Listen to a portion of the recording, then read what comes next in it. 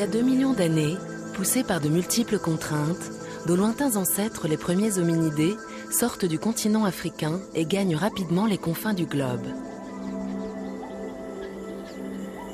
Homo habilis, Homo ergaster, homme de Pékin, antécessor, dans ce buisson foisonnant de l'évolution, apparaît en Afrique il y a 100 000 ans Homo sapiens, c'est-à-dire nous, doués de parole. Mais sommes-nous vraiment les premiers à avoir parlé ?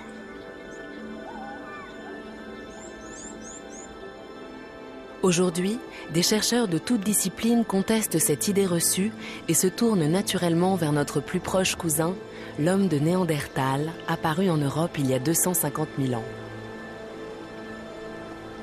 Nomade infatigable et extraordinaire chasseur, l'homme de Néandertal n'apparaît plus comme un être à l'humanité imparfaite.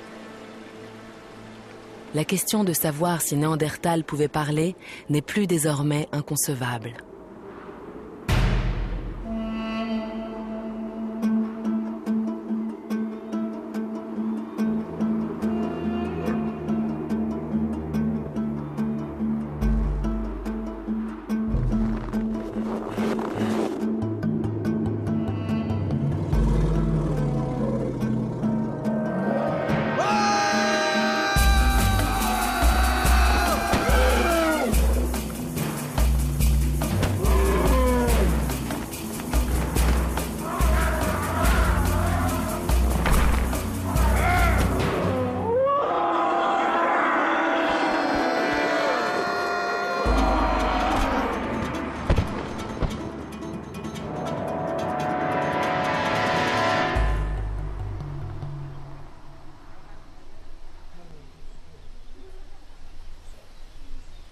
Comme le langage ne fossilise pas, les scientifiques doivent interpréter chaque indice. Et pour tenter de savoir si Néandertal parlait, ils formulent des hypothèses à partir des traces laissées par des activités telles que la chasse. Les hommes de Néandertal, ici, amènent des morceaux de carcasse de renne pour en extraire le maximum de ressources alimentaires. Ils extraient toutes les parties molles, toutes les parties musculaires. Ils cassent tous les os pour en extraire la moelle marron, riche en graisse. Ils cassent et ils emportent toutes les extrémités articulaires qui a la moelle rouge, riche en sang, afin de stocker cette ressource alimentaire, assez probablement à l'endroit où ils vivaient. Donc c'est un peu une boucherie, finalement, du paléolithique moyen. Cette pratique, bien sûr, nécessite un langage parce qu'il faut pouvoir communiquer avec toutes les autres personnes qui font le même type d'activité. Il faut pouvoir communiquer avec les membres du groupe dans lequel on vit pour pouvoir stocker cette nourriture. C'est un comportement qui est très spécialisé. L'idée qu'on va préserver de la nourriture afin de pouvoir s'alimenter dans le futur. Et c'est un comportement aussi très spécialisé par rapport à toutes les questions relatives à cet environnement qui était autour d'eux et qu'ils connaissaient parfaitement. C'est dire qu'ils avaient des capacités cognitives similaires aux nôtres. Et pour moi, ces capacités cognitives impliquent des capacités langagières d'une complexité identique. Si Bruno Moreille formule cette hypothèse, c'est que les scientifiques qui étudient le mode de vie de Néandertal le voient bien plus proche de nous qu'ils ne le pensaient auparavant. Cet homme de Néandertal qui a vu arriver Homo sapiens en Europe il y a 50 000 ans et qui l'a côtoyé pendant 20 000 ans avant de disparaître mystérieusement.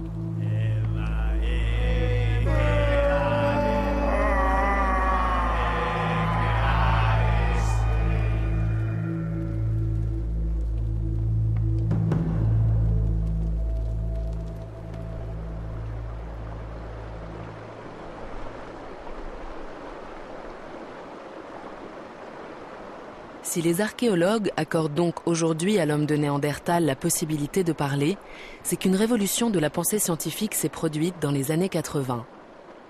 Jean-Louis M., chercheur au Muséum national d'histoire naturelle, a porté le premier coup. En 1981, il procède à une nouvelle restauration du crâne d'un homme de Néandertal vieux de 50 000 ans, qu'on avait découvert au début du XXe siècle. C'est à partir de lui que les scientifiques avaient conclu que Néandertal ne pouvait pas parler. Et là, surprise. Tout ce qui a été étudié avant ma constitution pose un peu un problème, c'est qu'on n'avait pas les données réelles. La base du crâne était placée en position très horizontale, ce qui avait eu pour effet de faire penser que cette position ressemblait davantage à celle d'un singe. D'où toute la polémique qui a été présentée depuis une trentaine d'années sur l'incapacité des Néandertaliens à profiter de la parole. Alors cette reconstitution annule complètement toutes ces idées pour permettre pour montrer justement qu'avec une base du crâne fléchie comme chez nous, la capacité phonatoire était possible, parce que ça entraîne tout un mécanisme au niveau de la posture du corps et tout le reste. Donc par conséquent, il y a une corrélation étroite entre la position de notre corps et la position de la tête au-dessus de la colonne vertébrale. Et ça, c'est la bipédie qui a été à l'origine de cette disposition. Un an plus tard, en 1982, un nouvel élément survient. Il va conforter les scientifiques qui pensaient que Néandertal avait la capacité anatomique de parler. Un groupe international de chercheurs reprenait des fouilles commencées dans les années 30. 2 anthropologues, Anne-Marie Tillier et Baro Karensburg, en faisaient partie. Leur découverte a été faite dans une grotte du Mont Carmel, près de Haïfa, dans ce Moyen-Orient qui est depuis toujours le passage naturel entre l'Afrique et le reste du monde. Nos différents ancêtres qui recherchaient d'autres espaces, d'autres climats, d'autres biotopes, se sont croisés ici depuis au moins 2 millions d'années. Une sépulture de Néandertal d'environ 60 000 ans va fournir cet élément nouveau. On a vu apparaître en fouillant, c'est une collègue qui a trouvé des premiers éléments, des premiers os humains. Ensuite, on a commencé à décaper progressivement et on a mis en évidence tout un squelette qui était conservé avec les connexions anatomiques. Et donc, ça a été une découverte pour nous fantastique parce que c'était la première pour la période considérée et dans tout l'ancien monde depuis plus de 25 ans. Donc, ça a été... l'émoi sur le site et les fouilleurs, qui étaient des fouilleurs venant des différentes universités israéliennes, américaines ou françaises, ont été très excités eux aussi par cette découverte. Peut-être la plus importante, c'est cette petite os qui s'appelle hyoïde. Et c'est la première fois qu'il a été trouvé dans des très anciens exemplaires humains. C'est lui qui est la base, on peut dire, de la phonation, qui nous indique quelle est la distance entre la larynx, la larynx, pharynx et la base du crâne. Il nous indique quelles sont les possibilités d'avoir une chambre sonore pour faire le son qu'on a besoin pour parler. Et maintenant, ici, vous avez la mâchoire, la mandibule. Ça a une très très proche relation avec l'os hyoïde. Ils ont comme ça, un presque attaché à l'autre. Et donc, si moi j'ai le hyoïde et la mandibule, je peux savoir exactement quelle est la relation entre les deux composants anatomiques. Et aussi, on peut savoir quelle est la distance entre la base de crâne et le petit os hyoïde. Donc c'était une première découverte. Et ça a amené de la part des collègues qui pensaient que l'origine du langage était directement associée à l'homme dit moderne, c'est-à-dire aux hommes du Paléolithique supérieur qui avaient également découvert l'art, de constater qu'avant la manifestation de l'art, pariétal ou autre, il y avait déjà un langage articulé.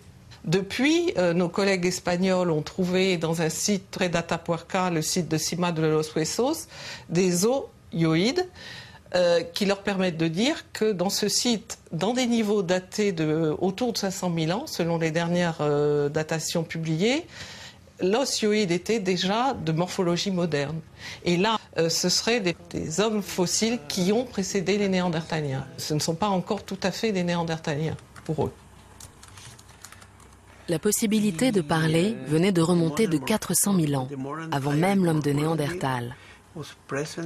Et si Homo sapiens et Néandertal pouvaient tous deux parler, il est permis de penser que Homo ergaster, leur ancêtre commun dans l'évolution, pouvait lui aussi parler. Hypothèse qui permettrait de remonter de 2 millions d'années.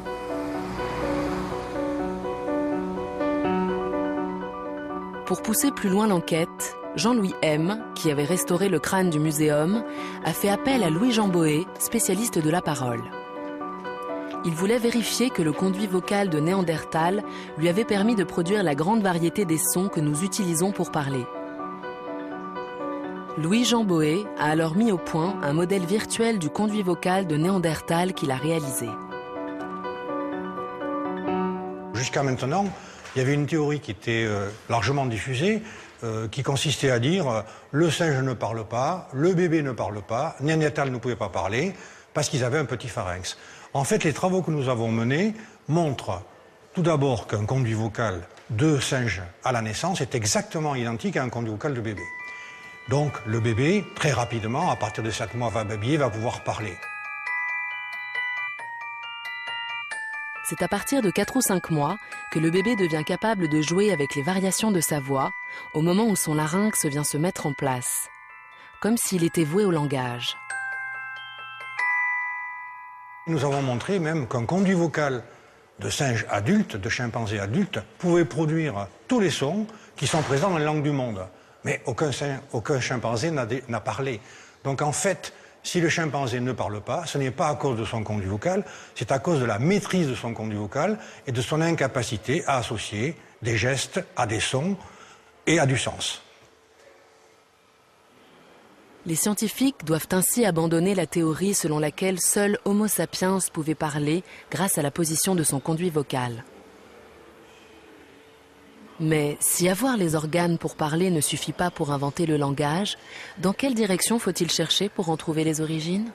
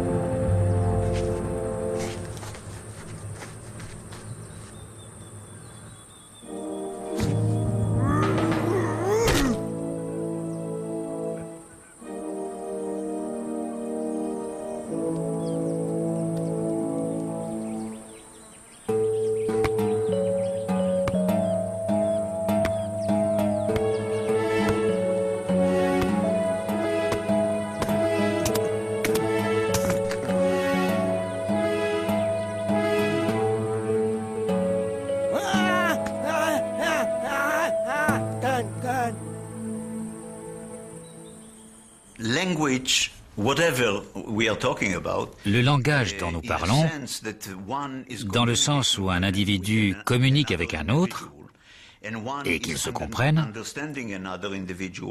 n'est pas dû, selon moi, à des raisons anatomiques.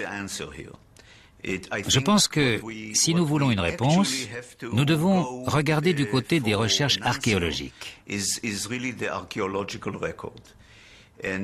et nous intéresser particulièrement à l'époque où apparaissent les outils standardisés. Naturellement, je ne parle pas de bouts de bois ou d'os, mais bien d'outils qui sont standardisés.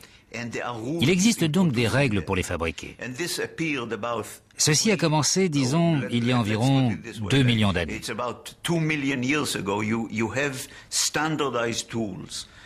Ce phénomène constitue déjà un indice important de l'existence d'une forme de communication, utilisant probablement le langage.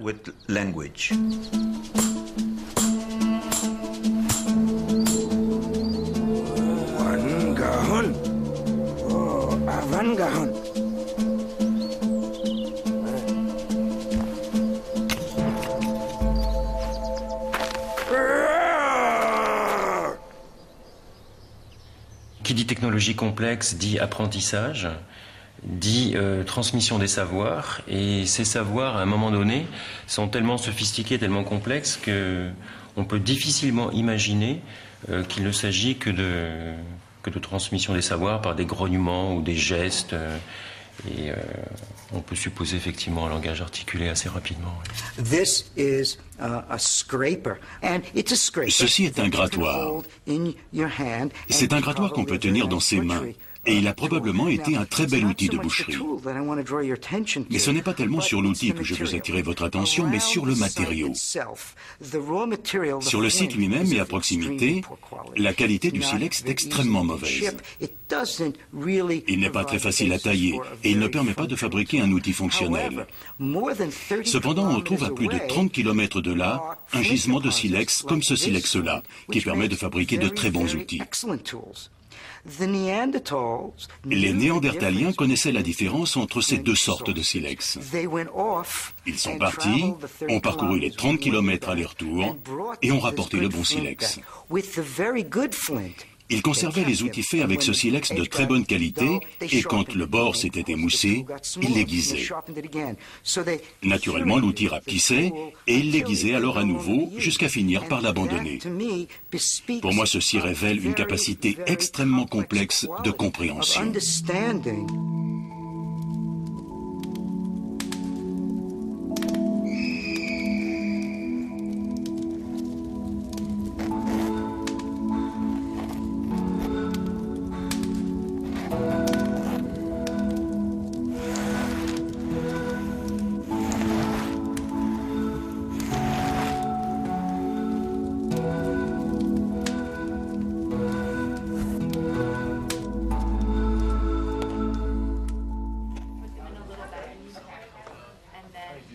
Pensez une forme avant de la tailler dans le silex, imaginez ce qui n'existe pas encore, envisagez le futur, évoquer un objet qui n'est plus là, c'est le propre d'une activité symbolique. Et le langage est inconcevable sans la pensée symbolique.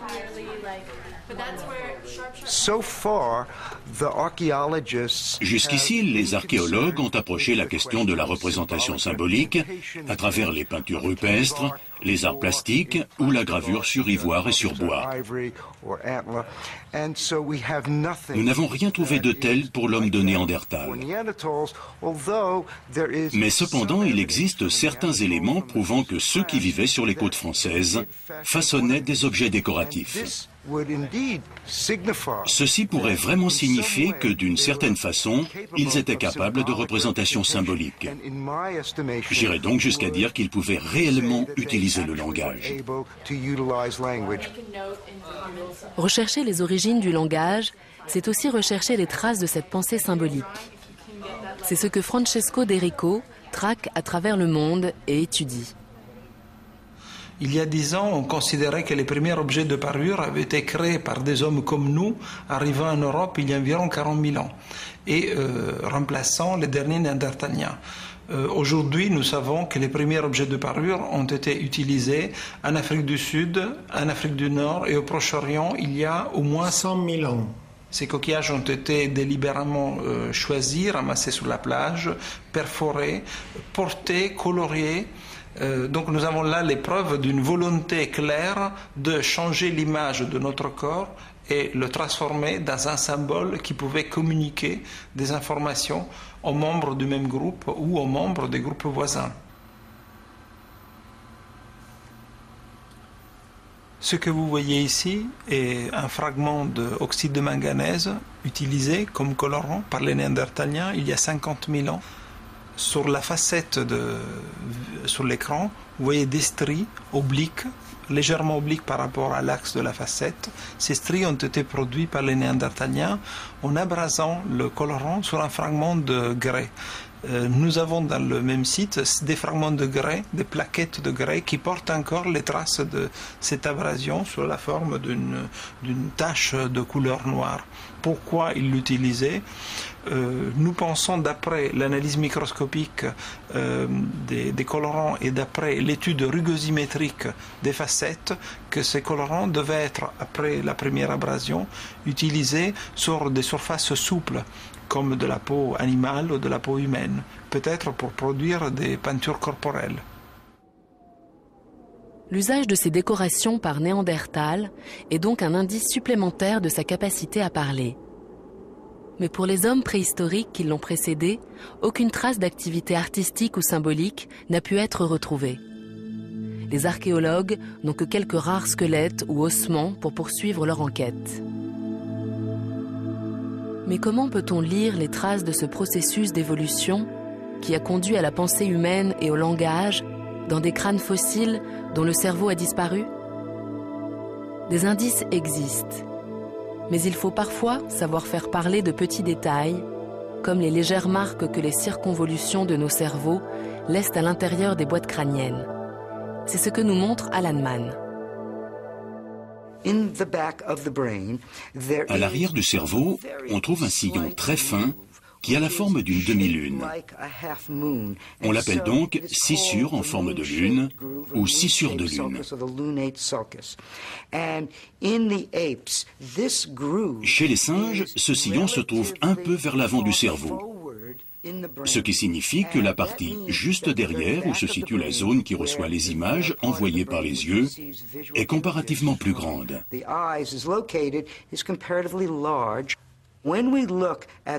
Quand on compare cette position de la scissure de lune chez les chimpanzés et chez une créature comme l'Australopithèque d'Afrique du Sud, on voit que la scissure de lune sur le cerveau, à l'intérieur de sa boîte crânienne, se trouve par contre plus loin en arrière. Juste devant, on trouve une aire très importante d'association qui est plus petite chez les chimpanzés.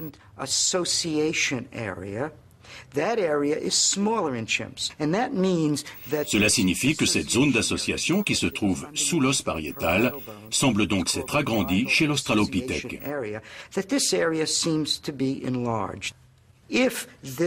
S'il s'avère que cette zone d'association s'est effectivement agrandie au cours des premières étapes de l'évolution humaine, cela signifie que ces créatures ont été capables d'enregistrer de plus en plus d'informations sur leur environnement, en dépit de la taille de leur cerveau, similaire à celle d'un singe. Pour Alan Mann, une forme de pensée associative aurait émergé dès les premières étapes de l'évolution humaine. Et ce qui a fait de nous des êtres parlants aurait déjà commencé à apparaître chez les Australopithèques il y a 4 millions d'années.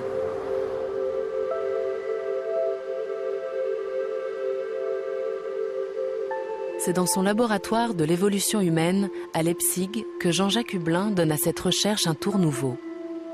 Grâce au scanner, il compare la croissance des boîtes crâniennes, des premiers hominidés à l'homme moderne, de la naissance à l'âge adulte. Il peut alors visualiser en 3D la manière dont se développe le cerveau de l'enfant et espère ainsi élucider le rôle des mécanismes de la croissance dans l'apparition du langage.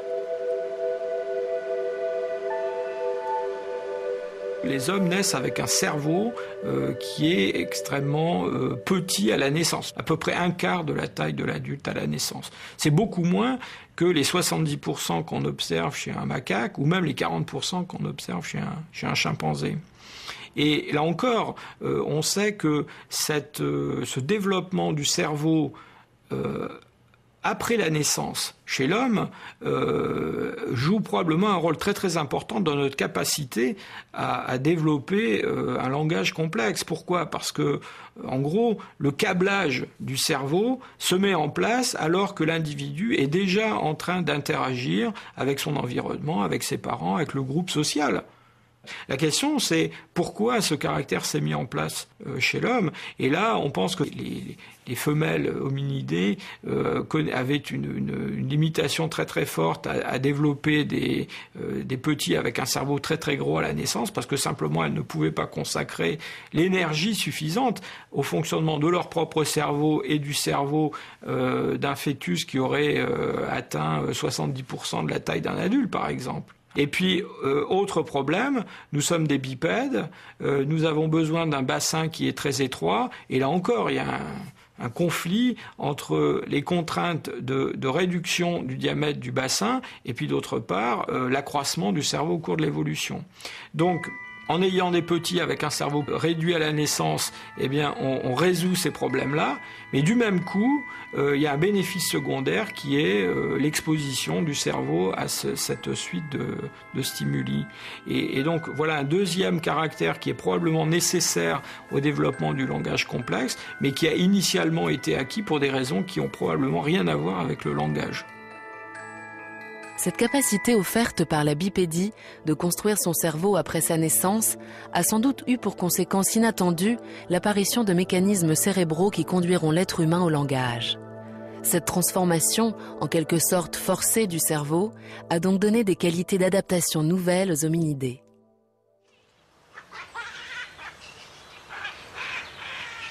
De façon inattendue, c'est grâce à la psychologie que la question des origines du langage rebondit. En observant des primates, un psychologue a la surprise de constater que certaines espèces de singes se servent principalement de leur main droite pour communiquer avec leurs congénères. Une main droite commandée dans ce cas chez ces primates et uniquement dans ce cas-là par l'hémisphère gauche du cerveau où l'on sait depuis longtemps que se trouve précisément chez l'être humain ce qu'on appelle les aires du langage.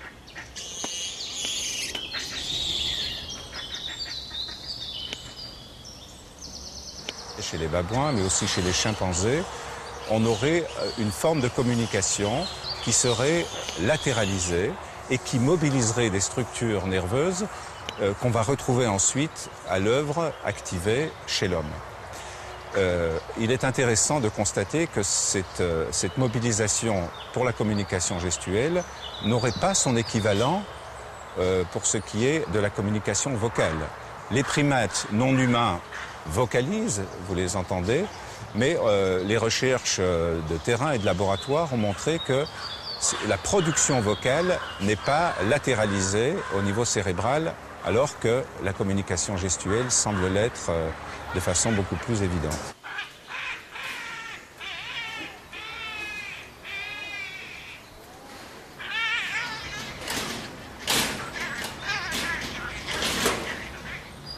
Mon idée, c'est que le geste est organisé de manière différente que les vocalisations, que le contrôle cérébral du geste est plus précoce que celui des vocalisations. C'est vrai d'ailleurs chez l'enfant.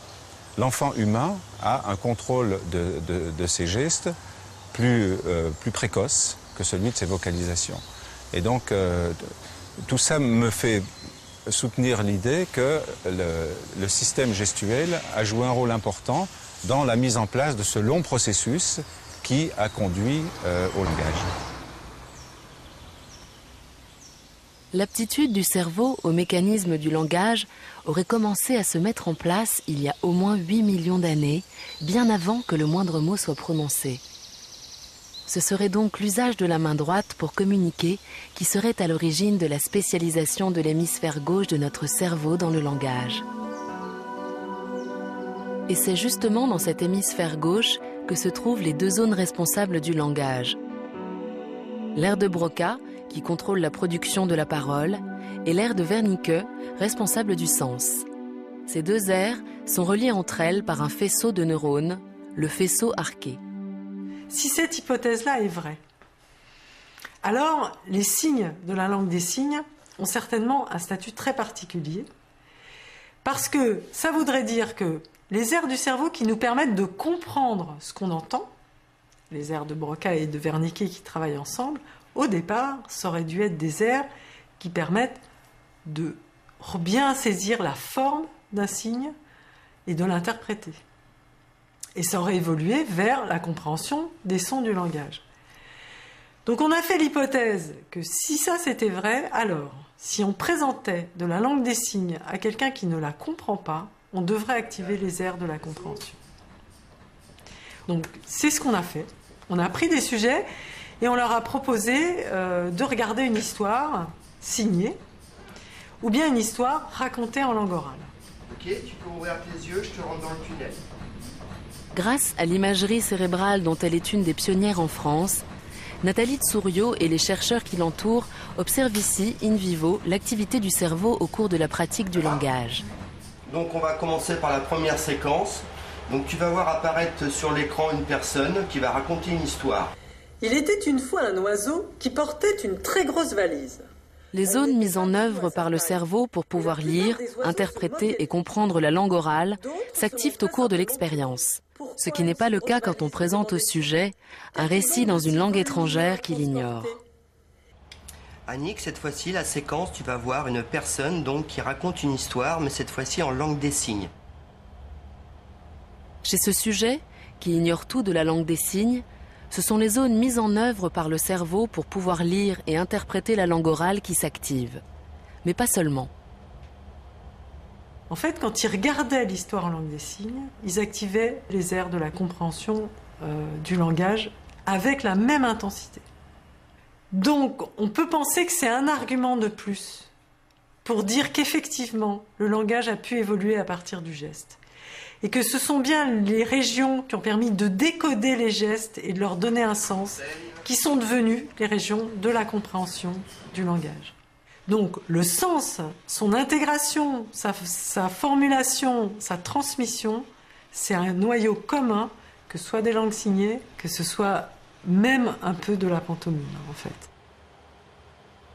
Ainsi, depuis plus de 4 millions d'années, notre cerveau aurait gardé cette capacité à décoder des signes.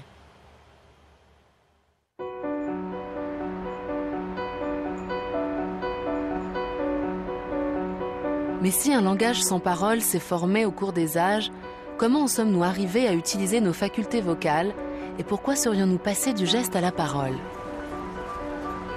Les linguistes et les neurosciences essaient d'apporter de nouvelles réponses. Pour Michael Corballis, le passage va de soi, car gestes et paroles sont indissociables. Je pense qu'au début, la vocalisation a peut-être permis d'augmenter les gestes manuels. Mais au fil du temps, la gestuelle manuelle a développé la parole. Et c'est pourquoi les gens continuent à faire des gestes en parlant. Donc je pense que l'introduction des sons vocaux dans le langage manuel est due à l'adaptabilité. D'ailleurs, je pense que la parole elle-même est un geste. Donc ce que nous faisons est de faire des gestes avec notre langue, nos lèvres, notre larynx, etc. Il s'agit donc vraiment d'un glissement d'une sorte de geste vers un autre. Et alors à partir du moment où notre visage fait des gestes, bien entendu on ne peut pas voir tous ces gestes car certains se font dans la bouche, et c'est pourquoi on a besoin de la vocalisation afin qu'ils soient accessibles. Voilà ce que je propose. La première étape vers le langage serait la capacité à reproduire un événement. Non seulement il faut percevoir l'événement, mais il faut également le transformer dans le cerveau en une forme qui peut être reproduite par ses propres muscles, par ses propres nerfs moteurs. Le cerveau ne peut faire qu'une chose. Il peut seulement faire bouger les muscles. Tant qu'on ne peut pas créer de modèle dans ses muscles, son visage, sa voix, son corps, pour représenter un événement qu'on a compris, il est impossible de faire sortir cette connaissance de son cerveau pour la transmettre à quelqu'un. Donc, selon moi, la première étape a été la mimésis, c'est-à-dire la capacité à reproduire des événements par les gestes.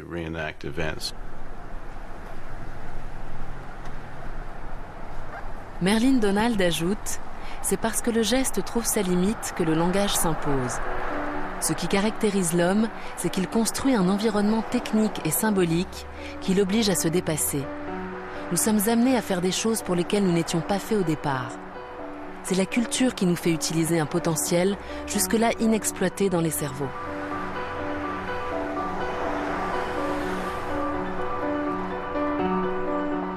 Cette recherche de l'origine du langage nous conduit au plus profond de nous-mêmes.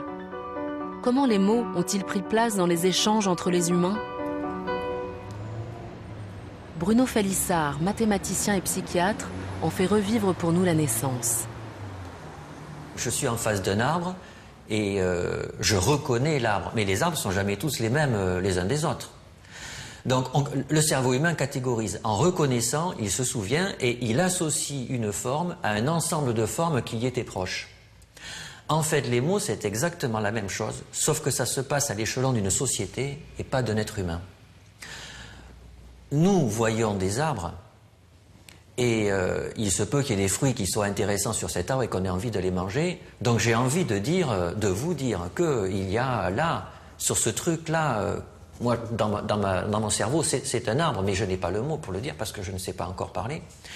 Et donc, je vais signifier lui. Donc, je vais créer un son qui va correspondre à cet arbre-là. Et puis, au fur et à mesure que l'on va appeler comme ça des objets, on va se rendre compte qu'on peut créer un son qui correspond à ce que l'on reconnaît systématiquement et qui prend la forme d'un arbre. Et c'est comme ça que vient le mot arbre. Donc tout fonctionne par catégorisation, reconnaissance. Et le langage, c'est une catégorisation. C'est un ensemble de formes communes à nous, on lui attribue le même son. Un psychologue américain, Derek Bickerton, imagine la prochaine étape qu'il appelle le proto-langage. Ce serait une langue qui suffit à la fabrication des outils et à la chasse, comme le langage d'un enfant d'1 an et demi, sans grammaire, faite de combinaisons de gestes, d'intonations et de mots. Un mode d'expression qui aurait pu exister pendant plus d'1 million d'années, avant que Sapiens, lui, n'invente le langage. Mais pour le linguiste Denis Bouchard, il n'aurait pas fallu attendre si longtemps pour qu'apparaisse l'étape suivante. Il suffirait d'avoir un mot pour absolument chacune des situations dont on voudrait parler. Évidemment, ça devient très vite impossible à gérer. Le cerveau ne peut pas emmagasiner tout ça. Notre système perceptuel ne permet pas des distinctions suffisamment fines pour avoir une infinité d'éléments comme ça. On commence donc à combiner. C'est là qu'arrive la syntaxe très rapidement. La syntaxe combine tout simplement des éléments qui sont relativement généraux. Les mots ont des sens relativement généraux, mais en les combinant, on peut faire un effet d'entonnoir et arriver à exprimer ce qu'on veut exprimer. Mais la syntaxe n'a pas à attendre 1 million d'années pour arriver, puisque tous les éléments sont déjà là. Et la pression, si on veut parler en termes de pression évolutive, la pression pour communiquer ces éléments-là étant déjà présente, on peut passer très facilement d'un proto-langage relativement grossier avec seulement quelques mots à un langage avec une syntaxe en moins d'une génération, en fait. Puis le chat. Tout enfant, dès qu'il parle, est capable, sans enseignement formel, de produire et d'interpréter avec cohérence des phrases qu'il n'a jamais rencontrées auparavant. Partant de ce constat, Noam Chomsky a révolutionné la linguistique il y a 30 ans. Pour lui, si les enfants développent si facilement les opérations complexes du langage, c'est qu'ils disposent de principes innés qui les guident dans l'élaboration de la grammaire de leur langue. Cette intuition novatrice a été longtemps controversée. C'est une mutation génétique qui serait à l'origine de notre capacité à inventer la syntaxe et de notre aptitude à parler. Quelque chose s'est produit, disons une mutation, qui a entraîné un processus qui a engendré une quantité infinie de formes structurées de la pensée. Il est vrai que les conséquences de cette mutation auraient profité de la faculté de penser qui existait déjà. Parce qu'il ne fait aucun doute que ceux qui avaient précédé Sapiens, les premiers hominidés, avaient certaines capacités, comme celle de catégoriser, des façons de structurer leurs expériences. Mais ces capacités étaient limitées, figées. En fait, on les trouve jusqu'à un certain point chez d'autres animaux. Tout d'un coup, l'individu porteur de cette mutation a été capable de penser à peu près de la façon dont nous pensons, avec une série infinie de formes structurées de la pensée, avec une capacité à percevoir, à prévoir, à interpréter le monde, et ainsi de suite. Bref, il existait déjà une sorte de langage de la pensée. Au départ, cette mutation a dû être individuelle, car ces phénomènes se produisent toujours chez une seule personne. Eh bien, cette personne aurait eu un avantage sélectif, c'est-à-dire la capacité à prévoir, percevoir, interpréter, etc., qui donne un avantage sur les autres. Les mutations avantageuses peuvent proliférer, mais ce n'est pas obligatoire. Souvent, elles disparaissent très vite dans les petits groupes. Mais elles peuvent se multiplier par la descendance, et ce, en un temps très court.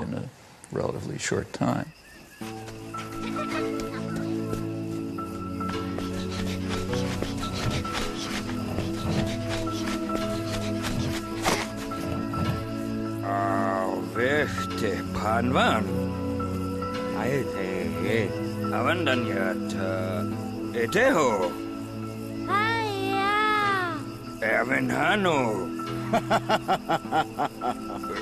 Etehega.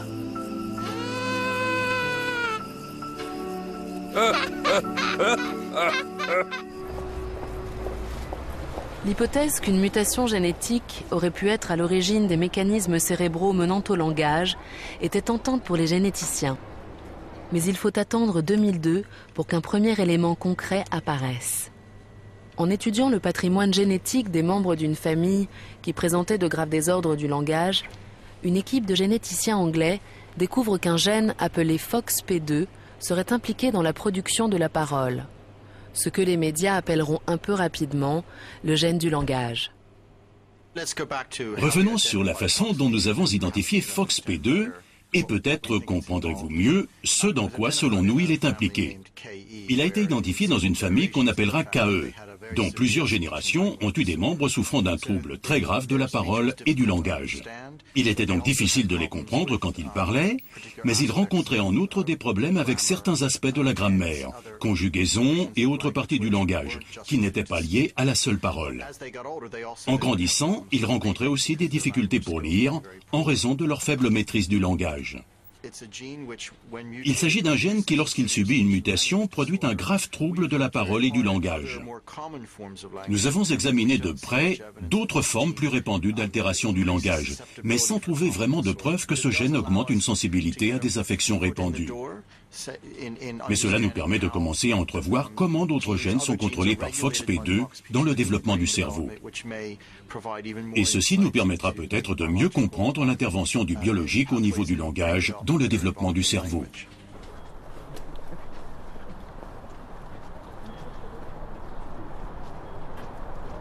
Des généticiens, spécialistes de la préhistoire, ont recherché quand était apparue cette version du gène FOXP2 propre à l'homme. C'est Johannes Krause, à Leipzig, qui a découvert que Néandertal en était aussi porteur.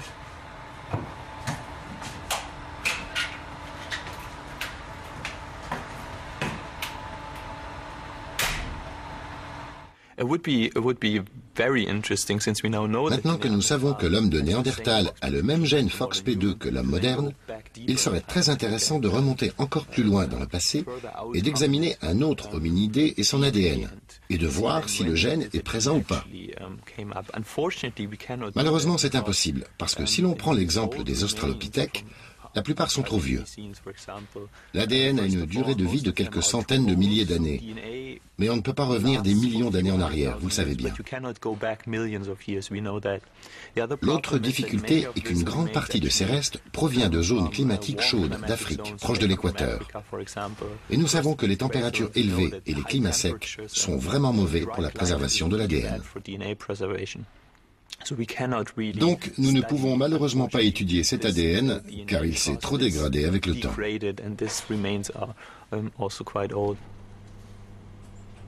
La génétique semble donc confirmer à son tour que des hominidés auraient pu parler. Ainsi, les sciences humaines et les sciences exactes se rejoignent. Des éléments de preuve s'accumulent pour nous permettre de faire remonter les origines du langage à 2 millions d'années. Mon impression, c'est que c'est apparu à un moment où tout était là pour que ça se passe comme ça. Il y avait d'un côté des êtres vivants, des mammifères, qui avaient un sens de la vie en collectivité qui était très élevé. Donc il y avait besoin, pour lesquels un outil qui permet de générer la communication était extrêmement utile en termes de survie, en termes d'efficacité pour la vie de tous les jours, premier point. Deuxième point, nous avions des organes qui allaient bien fonctionner pour ça. Donc pour parler, pour émettre des sons, il faut avoir un larynx et tout ça. Et nous avions peut-être cette chance à ce moment-là. Et nous avions la chance d'avoir un cerveau particulièrement développé et particulièrement plastique. Et on peut imaginer qu'à l'occasion de la jonction des trois, le langage est né.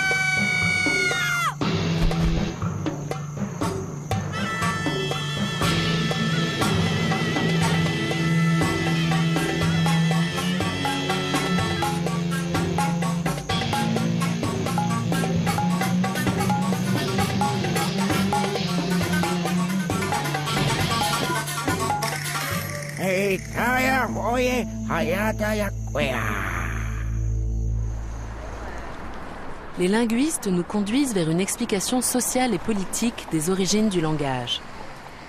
Ce qui fait qu'un homme est un être social, c'est qu'il est un être parlant.